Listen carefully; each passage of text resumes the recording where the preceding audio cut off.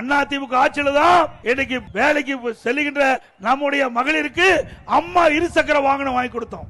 அம்மா இருசக்கர வாகனம், ஒவ்வொரு அம்மா இருசக்கர வாகனம் வாங்குறதுக்கு 25 லட்சம் ரூபாய் மானியம் கொடுத்தோம்.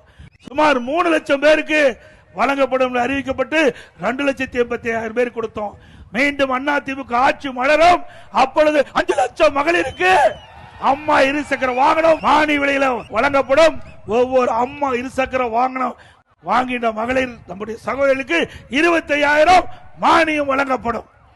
அதோட திருமண உதவி திட்டம், தாலிக்கு தங்கம் அதிமுக வழங்கப்படும். திருமண உதவி திட்டத்தில் 20,000 50,000 வழங்கப்படும். அதோடு திருமண உதவி திட்டத்தில் பயன்பெறுகின்ற மணமகளுக்கு பட்டு சேலை வழங்கப்படும், மணமகனுக்கு பட்டு வேஷ்டி வழங்கப்படும். ஒவ்வொரு தீபாவளி வருகின்ற பொழுதும் நம்முடைய மகளிர்களுக்கு தாய்மார்களுக்கு சேலை வழங்கப்படும். நல்ல சேலை, அற்புதமான சேலை தீபாவளி, ஒவ்வொரு தீபாவளிக்கும் பெண்களுக்கு வழங்கப்படும்.